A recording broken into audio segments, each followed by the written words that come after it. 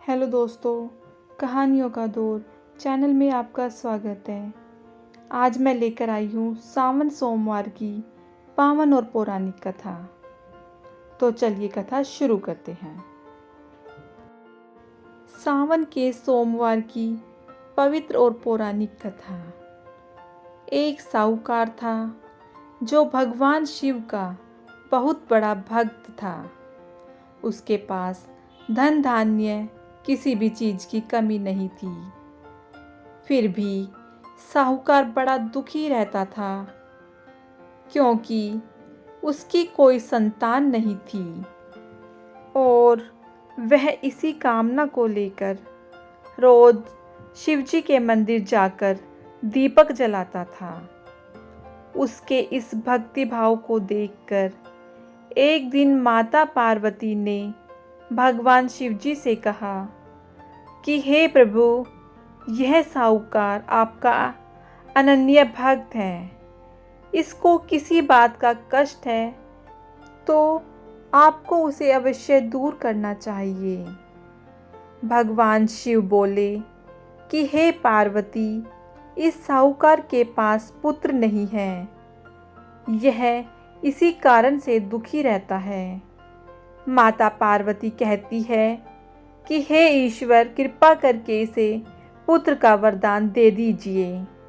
तब भोलेनाथ ने कहा कि हे पार्वती, साहूकार के भाग्य में पुत्र का योग नहीं है। ऐसे में अगर इसे पुत्र प्राप्ति का वरदान मिल भी गया तो वह केवल 12 वर्ष की आयु तक ही जीवित रहेगा।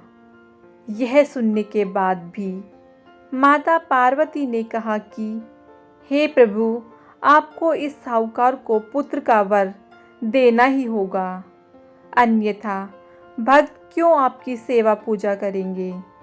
माता के बार बार कहने से भोलेनाथ ने साहूकार को पुत्र का वरदान दे दिया, लेकिन यह भी कहा कि वह केवल 12 वर्ष तक ही जीवित रहेगा।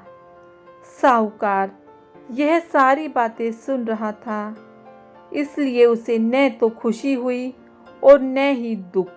वह पहले की ही तरह भोलेनाथ की पूजा अर्चना करता रहा। उधर सेठानी गर्भवती हुई और 9वें महीने उसे सुंदर से बालक की प्राप्ति हुई। परिवार में खूब हर्षोल्लास मनाया गया, लेकिन साहूकार ने बालक की 12 वर्ष की आयु का जिक्र किसी से भी नहीं किया। जब बालक के 11 वर्ष की आयु हो गई तो एक दिन साहूकार की सेठानी ने बालक के विवाह के लिए कहा, तो साहूकार ने कहा कि वह अभी बालक को पढ़ने के लिए काशी भेजेगा। इसके बाद उसने बालक के मामा जी को बुलाया और कहा कि इसे काशी पढ़ने के लिए ले जाओ और रास्ते में जिस भी स्थान पर रुकना वहाँ यज्ञ करते और ब्राह्मणों को भोजन कराते हुए आगे बढ़ना। वे ऐसे ही करते हुए जा रहे थे कि रास्ते में एक राजकुमारी का विवाह था। जिससे उसका विवाह होना था वह एक आंख से काना था।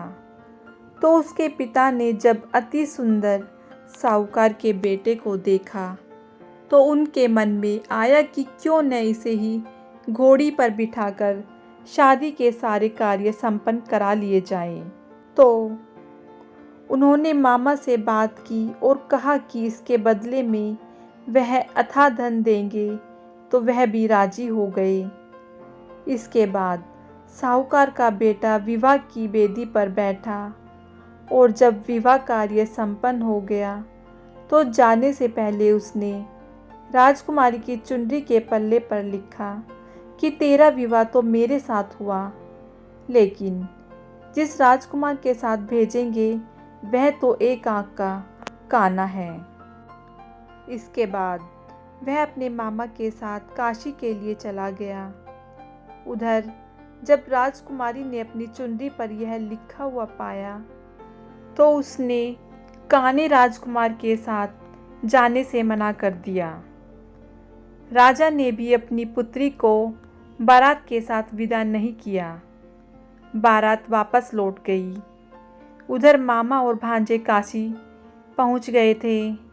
एक दिन जब मामा ने यज्ञ रचा रखा था और भांजा बहुत देर तक बाहर नहीं आया, तो मामा ने अंदर जाकर देखा तो भांजे के प्राण निकल चुके थे। वह बहुत परेशान हुआ, लेकिन सोचा कि अभी रोना पीटना मचाया तो ब्राह्मण चले जाएंगे और यज्ञ का कार्य अधूरा रह जाएगा। जब यज्ञ संपन्न हुआ तो मामा ने रोना पीटना शुरू किया। उसी समय भगवान शिव, माता पार्वती उधर से जा रहे थे, तो माता पार्वती ने भगवान शिव से पूछा, हे प्रभु, ये कौन रो रहा है? तभी उन्हें पता चला कि यह तो भोलेनाथ के आशीर्वाद से जन्मा साहूकार का पुत्र है। तब माता पार्वती कहती है कि हे स्वामी, इसे जीवित कर दें, अन्यथा रोते रोते इसके माता पिता के प्राण निकल जाएंगे। तब भोलेनाथ ने कहा कि हे पार्वती, इसकी आयु इतनी ही थी, सो वह भोग चुका है। लेकिन माता के बार बार आग्रह करने पर भगवान भोलेनाथ ने उसे जीवित कर दिया। लड़का ओम नमः शिवाय करते हुए जी उठा और मामा भांजे दोनों ने ईश्वर को धन्यवाद दिया और अपनी नगरी की ओर लौट पड़े। रास्ते में वही नगर पड़ा और राजकुमारी ने उन्हें पहचान लिया। तब राजा ने राजकुमारी को साहूकार के बेटे के साथ बहुत सारे धन धान्य के साथ विदा किया। उधर साहूकार और उसकी पत्नी एक कमरे में अपने आप को बंद करके बैठे थे। उन्होंने यह प्रण कर रखा था कि यदि उनका पुत्र सकुशल न लौटा तो वे दोनों भी अपने प्राण त्याग देंगे। तभी लड़के के मामा ने आकर साहूकार के बेटे और बहू के आने का समाचार सुनाया, लेकिन वे नहीं माने। तो मामा ने शपथ पूर्वक कहा। तब दोनों को विश्वास हो गया और दोनों ने अपने बेटे बहू का स्वागत किया। उसी रात साहूकार को स्वप्न में भगवान भोलेनाथ ने दर्शन दिए और कहा कि तुम्हारे पूजन से मैं प्रसन्न हुआ। सावन के सोमवार के व्रत करने से साहूकार के घर की खुशी वापस लौट आई। इसी प्रकार जो भी व्यक्ति इस कथा को पढ़ेगा या सुनेगा, उसके समस्त दुख दूर हो जाएंगे और मनवांछित सभी कामनाओं की पूर्ति होगी। शास्त्रों में लिखा है कि जो स्त्री या पुरुष सावन के सोमवार के विधिवत व्रत करते हैं या व्रत कथा सुनते हैं, उनकी सभी इच्छाएं पूरी हो जाती हैं। दोस्तों, कैसी लगी आपको भगवान भोलेनाथ की ये कथा? मुझे कमेंट करके ज़रूर बताइएगा।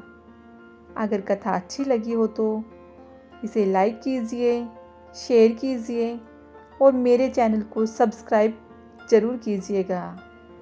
कथा सुनने के लिए बहुत बहुत धन्यवाद।